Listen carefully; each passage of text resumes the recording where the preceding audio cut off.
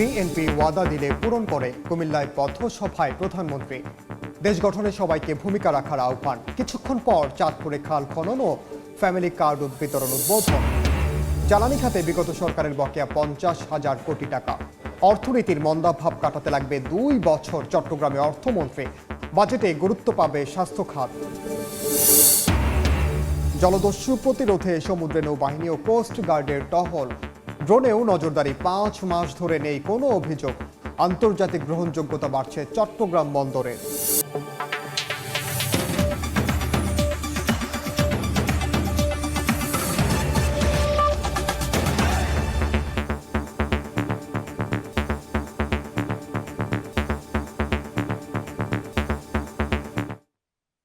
আমন্ত্রণ সময় সংবাদের নিয়মিত আয়োজন। বিভাগীয় সময়ে থাকছে সপ্তাহের 7 দিন ভিন্ন ভিন্ন বিভাগের সংবাদ নিয়ে। আজ থাকছে চট্টগ্রাম বিভাগ, সঙ্গে আছে আমি ওমর ইনাম। বিএনপি ওয়াদা দিলে সরকার গঠন করলে পূরণ করে বলে জানিয়েছেন প্রধানমন্ত্রী তারেক রহমান। দুপুরে কুমিল্লার বড়ুয়ায় পথসভায় দেশ গঠনে সবাইকে নিজ জায়গা থেকে কাজ করার আহ্বান জানান তিনি। কিছুক্ষণ পর চাঁদপুরে খাল খনন ও ফ্যামিলি কার্ড উদ্বোধন করবেন সরকার প্রধান।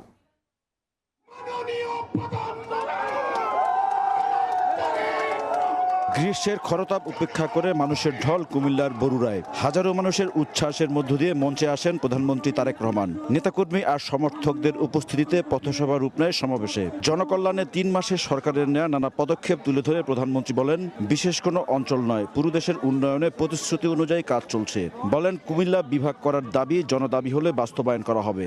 এই দাবিটি যদি জনগণের দাবি হয়ে থাকে, ইনশাআল্লাহ তাহলে সেটির বাস্তবায়ন হবে। আপনাদের একটি দাবি হচ্ছে কৃষি বিশ্ববিদ্যালয়। আমি আগামী কয়েকদিনের মধ্যে শিক্ষামন্ত্রীর সাথে কথা বলবো এবং সবকিছু বিবেচনা করে আমরা উদ্যোগ গ্রহণের চেষ্টা করব। জনগণ হানাদার বাহিনীর মতো ফ্যাসিবাদী শক্তিকে পরাজিত করেছে উল্লেখ করে প্রধানমন্ত্রী বলেন, সেই অপশক্তির কারণে দেশ কাঙ্ক্ষিত জায়গায় পৌঁছায়নি। বিগত 17 বছর যে স্বৈরাচার ছিল, এই স্বৈরাচার যেমন দেশের মানুষের উপরে অত্যাচার করেছে, নির্যাতন করেছে, গুম করেছে, খুন করেছে, মানুষকে গুলি করে হত্যা করেছে, মানুষকে গুলি করে জখম করেছে, একই সাথে এই দেশের মানুষের অর্থ সম্পদ তারা বিদেশে লুটপাট করে পাচার করেছে। জানেন তো নাকি? কাজেই দেশের মানুষের অর্থ সম্পদ লুটপাট করে পাচার করে দিয়েছে। সেই জন্য এই মুহূর্তে দেশের অর্থনৈতিক অবস্থা চাপের মুখে আছে। সেজন্যই আমাদেরকে কষ্ট করতে হবে, আমাদেরকে পরিশ্রম করতে হবে এবং সেজন্যই আমাদেরকে ধৈর্য ধরতে হবে। এবার দেশ পুনর্গঠনের পালা উল্লেখ করে এই কাজে জনগণের সহায়তা চান সরকার প্রধান। এখন হচ্ছে আমাদের দেশ পুনর্গঠনের পালা, কিন্তু দেশ পুনর্গঠন আমরা একা, সরকার একা পারবে না। এই আপনারা কারা? বাংলাদেশের কি হন আপনারা? আমার সামনে যে হাজার হাজার মানুষ কি হন? বাংলাদেশের নাগরিক।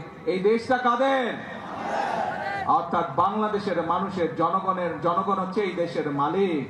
প্রিয় ভাই বোনেরা, সেজন্যই মালিক যখন নিজে দায়িত্ব নিয়ে তার দেশের দেখভাল করে, তখনই দেশ সামনের দিকে এগিয়ে যায়।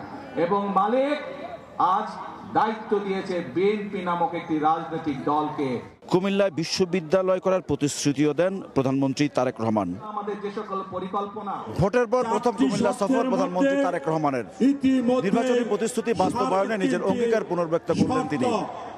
কর্মসূচি বাস্তবায়নে সাধারণ মানুষের সমর্থনও চাইলেন তারেক রহমান। বললেন, সবার সহযোগিতায় কাঙ্ক্ষিত বাংলাদেশ উপহার দিতে চায় তার সরকার। ইমরুল হাসান, সময় সংবাদ, বরুড়া, কুমিল্লা।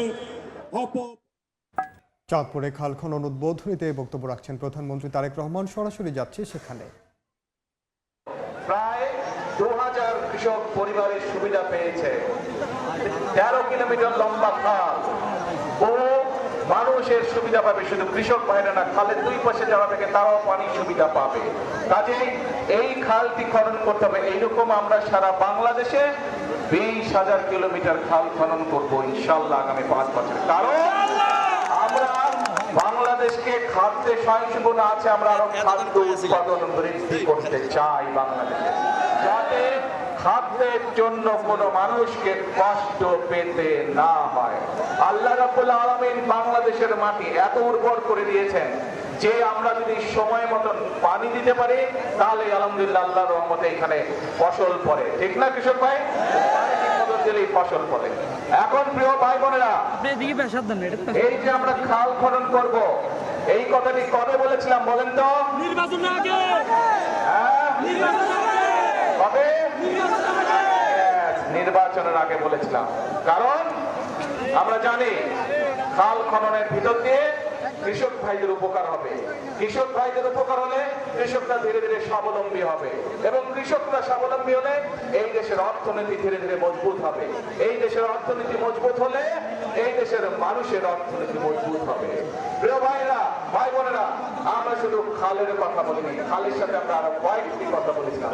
আজকে আপনাদের এখান থেকে আমি যখন চাঁদপুর সদরে, সেখানে আমার দুটি কর্মসূচি রয়েছে। তার মধ্যে একটি কি কর্মসূচি আছে জানেন নাকি? হ্যাঁ জানেন? কে কে জানেন? হাত তুলেন তো। সংখ্যক রাখেন আর বক্তব্য বলি। বক্তব্য দরকার আছে?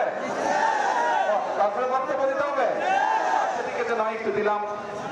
এই যে এখন চাঁদপুর সদরে যাব, চাঁদপুর সদরে একটি আছে খাল খনন আর আরেকটি আছে ফ্যামিলি কার্ড। শব্দটা চেনা চেনা লাগে? ফ্যামিলি কার্ড কার কাছে চেনা চেনা লাগে? আচ্ছা, ওই যে পিছনে গাছতলে ভাই বোন, আপনাদের কাছে চেনা চেনা লাগে শব্দটা? আচ্ছা, আপনাদের চেনা চেনা লাগে? ছোট বন্ধুরা, তোমাদের কাছে ফ্যামিলি কার্ড ছিল? শুনেছো? আগে কথা শুনেছো ফ্যামিলি কার্ডের কথা? আচ্ছা, এখন প্রিয় ভাই বোনরা, এই ফ্যামিলি কার্ডের প্রতিশ্রুতি আমরা নির্বাচনের আগে এই দেশের মানুষের কাছে দিয়েছিলাম। এই ফ্যামিলি কার্ডের লক্ষ্য কি? এই যে আমাদের ছোট ছোট বোনেরা এখানে দাঁড়িয়ে আছে, দেশনেত্রী খালেদা জিয়া যখন দেশ পরিচালনার দায়িত্বে ছিলেন, তখন এই যে আজকে যারা শিশু এখানে দাঁড়িয়ে আছে, মেয়েরা যারা, নারীদের শিক্ষা ব্যবস্থা উনি ক্লাস 12 পর্যন্ত, ক্লাস 1 থেকে ক্লাস 12 পর্যন্ত উনি বিনামূল্যে করে দিয়েছিলেন।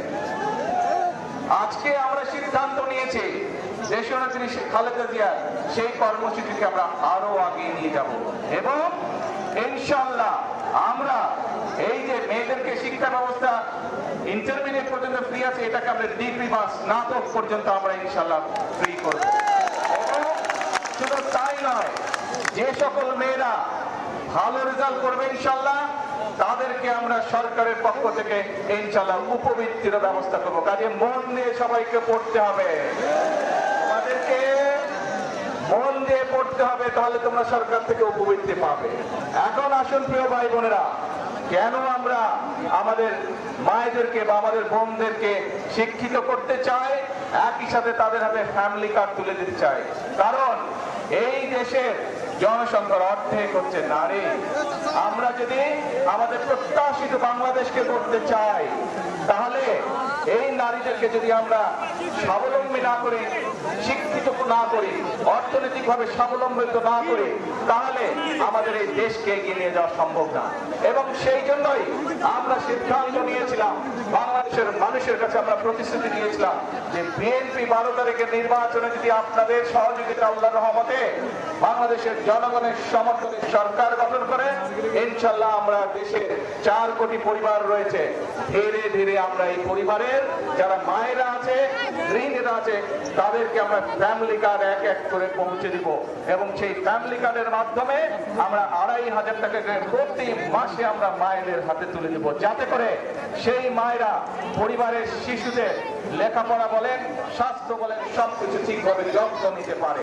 ধীরে ধীরে যাতে মায়েরা ছোট ছোট ব্যবসা বাণিজ্য করার মাধ্যমে স্বাবলম্বী হয়ে গড়ে উঠতে পারে। কারণ মা যদি শিক্ষিত হয়, পরিবার শিক্ষিত হয়। মা যদি স্বাবলম্বী হয়, একই সাথে পরিবারের সকল সদস্য ধীরে ধীরে স্বাবলম্বী হয়। প্রিয় ভাই বোনেরা, এই প্রতিশ্রুতি আমরা দিয়েছিলাম। আজকে আমার এখানে এই যে স্টেজের মধ্যে এক কৃষক ভাই বসে আছে, ওনার বক্তব্যে উনি কৃষক কার্ডের কথা বলেছে, শুনেছেন আপনারা? এই কৃষক কার্ডের কাজও কিন্তু খাল খননের কাজ যেমন আমরা শুরু করেছি, ফ্যামিলি কার্ডের কাজ যেমন আমরা শুরু করেছি, আল্লাহর রহমতে কৃষক কার্ডের কাজও আমরা ধীরে ধীরে শুরু করেছি। হতে পারে এখন পর্যন্ত কেউ বলতে পারে যে আপনারা তো অল্প দিয়েছেন। হ্যাঁ, আমরা কাজটি শুরু করেছি, সরকারের কাজ ধীরে ধীরে এগোয়। কারণ এই যে সামনে বাজেট আছে, এই বাজেটে আমরা ফ্যামিলি কার্ড এবং কৃষক কার্ডের জন্য অনেক বেশি বরাদ্দ রাখবো।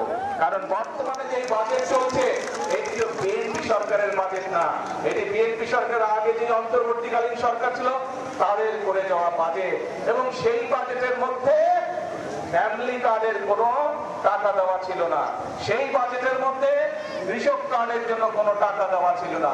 সেই জন্য ইনশাল্লাহ এবার আপনাদের সরকারের বিএনপি সরকার বাজেট তৈরি করছে এবং সেই বাজেটের মধ্যে ফ্যামিলি কার্ডের জন্য বরাদ্দ রাখা হবে, সেই কার্ডে কৃষক কার্ডের জন্য বরাদ্দ রাখা হবে কৃষক ভাইদের জন্য।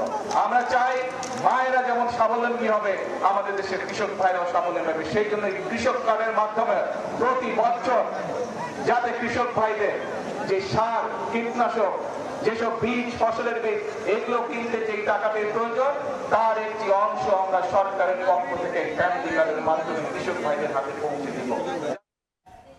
সরাসরি যুক্ত ছিলাম চাঁদপুরে। প্রধানমন্ত্রী তারেক রহমানের বক্তব্যের সম্পূর্ণ অংশ দেখতে ভিজিট করুন সময় টিভির ফেসবুক পেজে। বিভাগীয় সময় আরও থাকছে। কক্সবাজারে নির্মাণ হচ্ছে আধুনিক মৎস্য অবতরণ কেন্দ্র। একই ছাদের নিচে মিলবে মাছ খালাস, সংরক্ষণ ও বাজারজাতের সুবিধা। জেলে ও ব্যবসায়ীদের মধ্যে নতুন সম্ভাবনার আশা।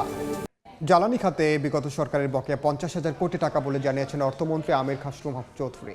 দেশের অর্থনীতির মন্দাভাব কাটাতে 2 বছর সময় লাগবে বলেও জানান তিনি। সকালে চট্টগ্রাম মা ও শিশু মেডিকেল কলেজ হাসপাতালের ভিত্তিপ্রস্তর স্থাপন অনুষ্ঠানে কথা বলেন তিনি।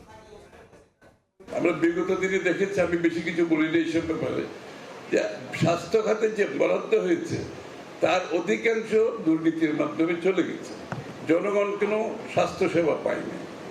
তাই আমাদের যে বরাদ্দটা হবে, অতিরিক্ত বরাদ্দ এবার হবে ইনশাল্লাহ, সেটা সকলের সমন্বয়ের মাধ্যমে সঠিক ব্যবহার নিশ্চিত করতে হবে, সেটা সকলকে মিলে করতে হবে। নৌবাহিনী ও কোস্ট গার্ডের নজরদারিতে চট্টগ্রামের জলসীমায় কমেছে জলদস্যুতা ও চুরি। গেল 5.5 মাসে কোনো অভিযোগ না থাকায় বিশ্ব সমুদ্র পরিবহন বাণিজ্যে চট্টগ্রাম বন্দরের ইমেজ ফিরেছে। ঝুঁকি না থাকায় কমছে জাহাজ ভাড়াও। শাখাউদ্দিপুর ক্যামেরায় কমলদের রিপোর্ট।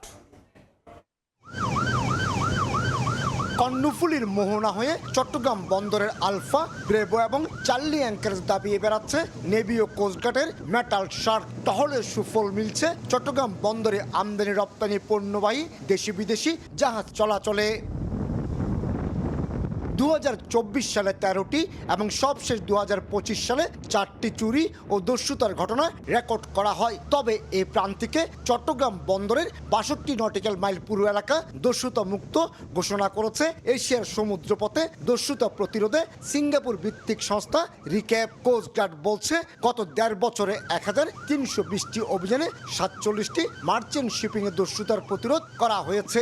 বাংলাদেশ কোস্টগার্ড এবং নেভি বহির্নোঙর এলাকাটা অত্যন্ত ভালোভাবে তারা নজরদারিতে রাখেন, যে কারণে আসলে যারা অপকর্ম করার চেষ্টা করেন তাদের এই সুবিধাটা নেই। কখন কোন জাহাজটা আসলে তার দিকে আমাদের যে দুষ্কৃতিকারীর বোটগুলো যেতে পারে, তা আমরা সেগুলোর তথ্য সংগ্রহ করি, মনিটর করি। বন্দর এবং বহির্নোঙরে দস্যুতা মানেই আন্তর্জাতিক শিপিং বাণিজ্যে ইমেজ সংকট আর ঝুঁকি বিবেচনায় বেড়ে যায় জাহাজ ভাড়া। আমাদের পজিটিভ, আর আমাদের নেভি কোস্টগার্ড তারা রেগুলারলি খুব স্ট্রিক্ট মনিটরিংয়ে রেখেছে যাতে এই অবস্থাটা মেনটেন রাখা যায়। বছরে 4000-এর বেশি কন্টেনার এবং জ্বালানি তেলবাহী জাহাজ আসছে চট্টগ্রাম বন্দর এবং তার জলসীমায়। এসব জাহাজের নিরাপত্তা নিশ্চিত করা অনেকটা দুরূহ, তারপরও সফল হয়েছে বন্দর কর্তৃপক্ষ। দীর্ঘ সময় ধরে চট্টগ্রাম বন্দর এবং বহির্নোঙরে কোনো ডাকাতি কিংবা দুষ্কৃতার ঘটনা রেকর্ড করেনি রিক্যাপ। কমল দে, সময় সংবাদ, চট্টগ্রাম। বিভাগীয় সময় আরও থাকছে। ব্রাহ্মণবাড়িয়ায় জমে উঠতে শুরু করেছে পশুর হাট। কোরবানির জন্য চাহিদা বেশি ছোট ও মাঝারি গরুর। এখন পর্যন্ত ক্রেতার নাগালের মধ্যেই দাম। কক্সবাজারে নির্মাণ করা হচ্ছে আধুনিক মৎস্য অবতরণ কেন্দ্র।